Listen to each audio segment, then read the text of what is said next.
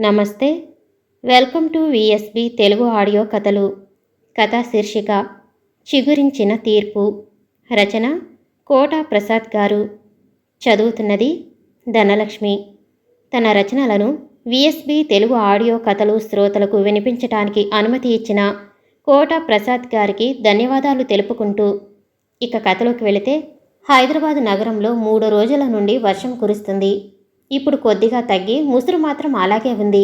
అప్పుడే గుడిసెలో నుంచి ఓ బాల ఇంజనీర్ బయటికి వచ్చి ఆకాశం వైపు చూశాడు. ఈ ముసురు ఇప్పట్లో తగ్గేటట్టుగా లేదని అంచనా వేశాడు. బజారులో పారుతున్న మురికి నీరు గుడిసెలోపలికి రాకుండా తాను కట్టిన డాములను పర్యవేక్షించుకుంటూ వెనక్కి గుడిసెలోకి చేరుకున్నాడు. గుడిసెలో తనొక్కడే ఉన్నాడు.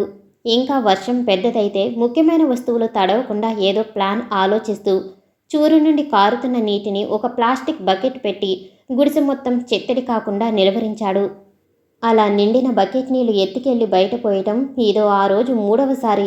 దాన్ని బట్టి వర్షపాతం ఎక్కువే ఉంటుంది కాబోలు అనుకుంటున్నాడు. ఎవరి గురించి మనం ఇంతవరకు మాట్లాడుకుంటున్నామో వాడే నందుగాడు. నందుగాడు చాలా చురుకైన కుర్రాడు. వయసు 10 సంవత్సరాలే. సర్కారీ వీధి బడిలో 5వ తరగతి చదువుకుంటున్నాడు. తల్లిదండ్రులిద్దరూ కూలీనాలి చేసుకుని బ్రతికేడుస్తున్నారు.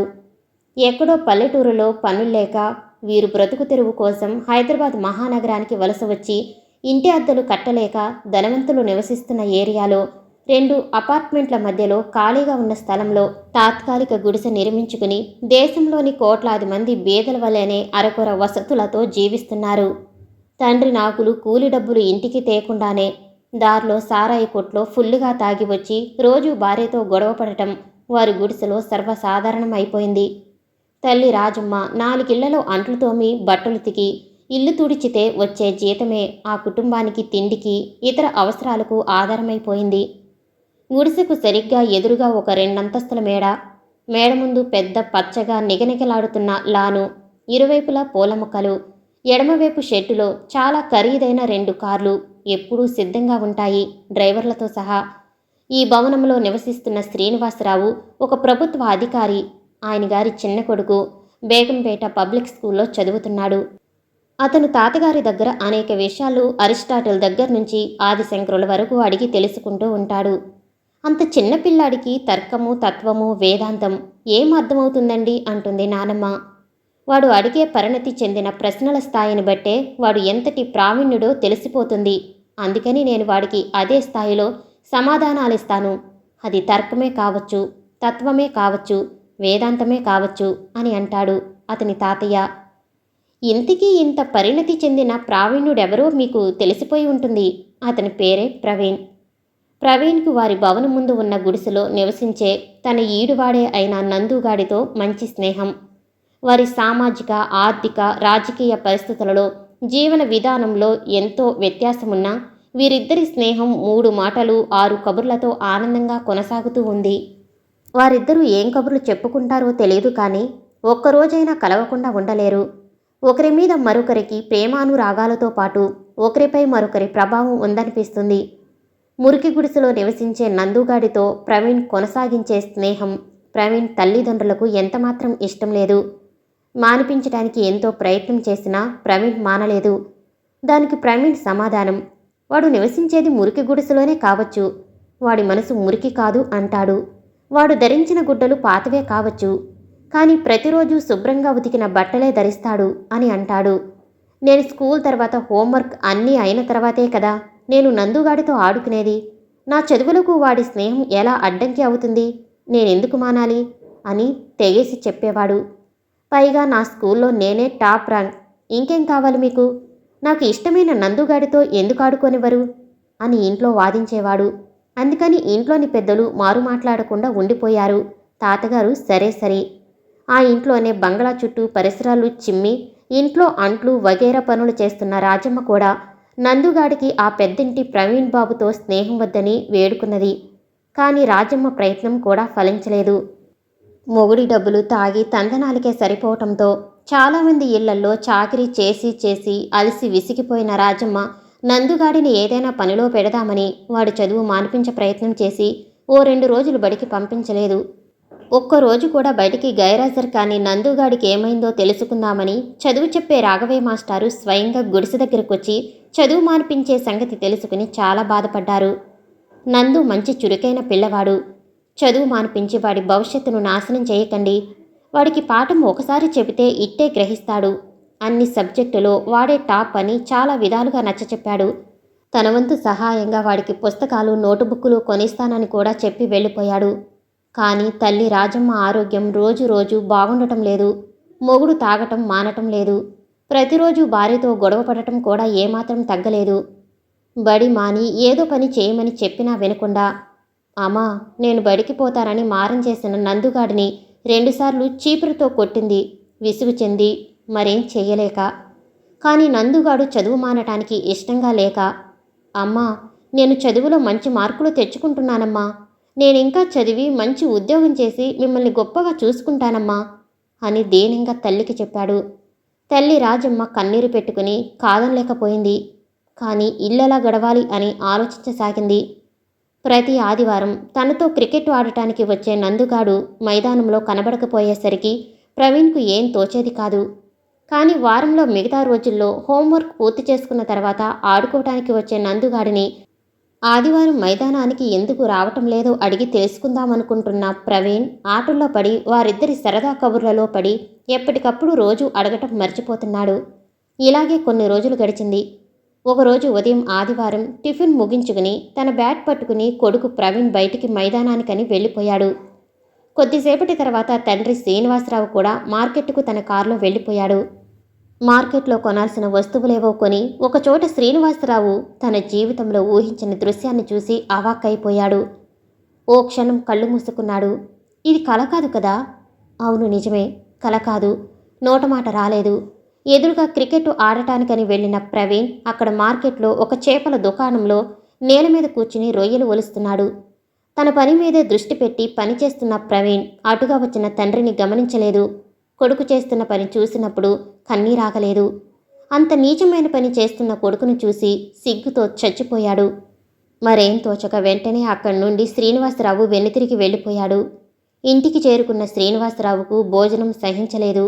మధ్యాహ్నం ఓ కునుకు తీసే అలవాటున్న తను కునుకు కూడా తీయలేకపోయాడు. భోజనానికి పిలిచిన భార్యతో కూడా చాలా ముభావంగా ఉండిపోయాడు.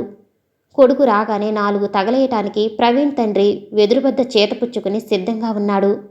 నేరుగా క్రికెట్ మైదానం నుండే వస్తున్నట్టు బిల్డప్ ఇస్తూ క్రికెట్ బ్యాట్తో లోనికి రాగానే వెనుక ముందు అని చూడకుండా కొట్టడం మొదలుపెట్టాడు.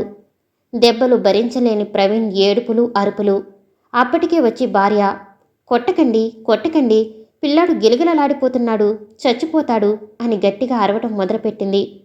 వీణ్ణి చంపినా నరికినా పాపం లేదు, అన్నీ ముష్టిబుద్ధులే అని ఊగిపోతున్నాడు. ఈ హడావిడంతా విని పై అంతస్తులో సేద తీరుతున్న ప్రవీణ్ తాతగారు, ఏమైందిరా సీను, ఎందుకని చంటి పిల్లవాడిని అంతగా కొడుతున్నావు అని అరుస్తూ పెద్దాయన శ్రీనివాసరావు తండ్రి గారు రిటైర్డ్ మున్సిఫ్ జడ్జి వేణుగోపాలరావు తన భార్య సావిత్రమ్మ గారి సహాయంతో కిందికి దిగాడు. తండ్రి కిందికి దిగగానే కొడుకు మరింత కోపోద్రిక్తుడయి మరో దెబ్బ వేయబోయాడు. వేణుగోపాలరావు కొడుకు కళ్ళల్లోకి తీక్షణంగా చూశాడు. శ్రీనివాసరావు తన చేతిలోని వెదురుబద్దను కోపంతో విరిచి బయటికి విసిరేసి, ఇదంతా మీ గారాబం వల్లే ప్రవీణ్ ఇలా చిల్లర మనుషులతో తిరిగి చిల్లర చేష్టలు చేస్తున్నాడు అని తండ్రి మీదే గొంతు పెంచి మాట్లాడాడు. ఏం జరిగింది అన్నాడు పెద్దాయన కాస్త గట్టిగానే. వాడిని అడగండి అన్నాడు అసహనంగా తల పక్కకు తిప్పి పక్కనే ఉన్న కుర్చీలో కూలబడిపోయాడు. ఏడుస్తున్న ప్రవీణ్ దగ్గరికి సమీపించిన నానమ్మ తల నిమురుతూ, ఏం జరిగింది నానా అంది. ప్రవీణ్ వెక్కి వెక్కి ఏడుస్తూ చెప్పసాగాడు. నిన్న నా చేతివేళ్ల గోళ్ళు నా చేతితోనే కత్తిరించ ప్రయత్నించాను, నాకు వీలు కాలేదు. కత్తిరించమని నానమ్మ మిమ్మల్నే కదా అడిగాను. ఈరోజు శనివారం, మంచి రోజు కాదు, రేపు కత్తిరిస్తానని మీరు చెప్పారు. ఈరోజు కత్తిరిస్తే ఏమవుతుందో తెలుసుకోవాలని ఉబలాటం పెరిగి నా చేతివేళ్ల గోళ్ళు కాక నందుగాడి గోళ్ళు కత్తిరించి తప్పు చేశాను. అంతే. వాడి అమ్మ గోళ్ళు కత్తిరించుకున్నందుకు తొడపై గరిటె కాల్చి 2 వాతలు పెట్టింది. అయితే మంచి రోజు కాకపోవటం వలన గోళ్ళు కత్తిరించుకోవటం వలన ఇలా జరిగిందా అని అడిగితే వాడు కాదన్నాడు. వాడు ప్రతి ఆదివారం క్రికెట్ ఆడటం మానేసి చేపల దుకాణంలో రొయ్యలు పొరిచే పనికి కుదిరాడట. వేళ్లకు గోళ్లు లేకపోవటం, ముఖ్యంగా కుడి చేయి బొటన వేలు గోరు కొద్దిగానైనా ఉండాలట. గోళ్లు లేకపోవడం వలన రొయ్యలు వలవటం వీలు కాదని, ఈరోజు వాడికి రావలసిన 100 రూపాయలు రావని కోపంతో నందుగాడి అమ్మ వాడికి వాతలు పెట్టిందని, నా వలన వాడికి జరిగిన నష్టాన్ని పూరించటానికి ఈరోజు ఆదివారం నేను క్రికెట్ మైదానం వెళ్లకుండా చేపల దుకాణం చేరుకుని నందుగాడికి బదులుగా నేను ఆ రొయ్యలు ఒలిచే పని చేస్తానని షాపువాడిని బ్రతిమలాడి ఆ పని నేను చేశాను. ఆ పని చేసినందుకు గాను షాపువాడు నాకిచ్చిన 100 రూపాయలు నందుగాడికిచ్చి వస్తున్నాను అంతే అని ముగించాడు. 10 సంవత్సరాల పసిపిల్లవాడి ఔన్నత్యానికి తాతగారు ఆశ్చర్యపోయారు. కించిత్ గర్వంతో అవును, వాడి తప్పేంటి అని అక్కడున్న వారిని ప్రశ్నించాడు. ఎవరూ మాట్లాడలేదు. కానీ ప్రవీణ్ వెక్కిళ్ళు మాత్రమే వినిపిస్తున్న సమయంలో నన్నడిగితే ఆ ముష్టి 100 రూపాయలు నేనిచ్చేవాణ్ణి కదా అన్నాడు శ్రీనివాసరావు గట్టిగానే అరిచాడు. ఆ అరుపుతో ప్రవీణ్ వెక్కిళ్ళు ఆగిపోయినవి. నేను అదే అనుకున్నాను నాన్న. ఆ 100 రూపాయలు అడిగితే మీరైనా ఇస్తారు, అడిగితే తాతగారైనా ఇవ్వగలరు. కానీ ఈరోజు వాడు వెళ్ళకపోతే వాడికి బదులు ఇంకెవరినైనా పనిలో పెట్టుకుంటే వాడికి ఆ పని కూడా పోతే కష్టం కదా నాన్న. అందుకని వాడికి బదులుగానే నేను వచ్చానని చెప్పి పనిలో చేరాను. రొయ్యలు ఎలా వలవాలో ఒక్కసారి చూశాను, అంతే. నాకు తెలిసిపోయింది. రొయ్యలు వలవటం చాలా సులభం. నాకేం కష్టం కాలేదు. ఇంటికి చేరుకున్న తర్వాత శుభ్రంగా స్నానం చేస్తే సరి. అంతకంటే బలమైన పనులు పసిపిల్లలు చేయలేరు తాతగారు అని లాజికల్గా నచ్చచెప్పుతూ ఉన్న విధానానికి పరవశుడైన తాతగారు మనవడి వైపు మెచ్చుకోలుగా చూస్తూ దగ్గరికి చేరి తలనిమిరాడు. ఇంతలో నందుగాడి తండ్రి నాగులు భయంగా చేతిలో 100 రూపాయల నోటుతో ప్రవేశించి, ఇదిగో అమ్మగారు, వద్దన్న వినకుండా మీ ప్రవీణ్ బాబుగారు మా వాడికి 100 రూపాయలిచ్చి పరిగెత్తుకుంటూ ఇక్కడికి వచ్చాడమ్మా. మీకు తెలియకుండా డబ్బులు కానీ తెచ్చాడేమోనమ్మా అన్నాడు కంగారు పడుతూ. లేదు నాగులు, నా మనవుడు అలాంటి వాడు కాదు. ఆ డబ్బు మా ఇంట్లో దొంగిలించిన డబ్బు కాదు. తనే స్వయంగా గడించి తెచ్చి నందుగాడికిచ్చాడు నా తండ్రి అని మనవడిని అక్కున చేర్చుకుని మురిసిపోతూ చెప్పింది నానమ్మ సావిత్రమ్మ గారు. మరేం పర్వాలేదు. ఆ 100 రూపాయలు నందుకివ్వటం న్యాయమే. ప్రవీణ్ చేసింది తప్పు కాదు అని తీర్పునిస్తున్న ధోరణిలో మరో మాట చెప్పకుండా వేణుగోపాలరావు గారు పై అంతస్తు ఎక్కడానికి ఉపక్రమించారు. అది గమనించిన ప్రవీణ్ తాతగారికి సహాయంగా వెంట వెళ్ళటానికి అడుగువేశాడు. నానమ్మ మనవడిని అనుసరించింది. జరిగిన మొత్తం కథ ప్రవీణ్ తల్లి ఏడుస్తూ వివరించింది. వింటున్న నాగులు కన్నీరు మున్నీరైపోయాడు. పూర్తిగా విని మరేం మాట్లాడకుండా తన కన్నీటిని అప్రయత్నంగా తన చేతితో తుడుచుకుంటూ బయటికి వెళ్ళిపోయాడు. ఏం జరిగిందో తెలియదు.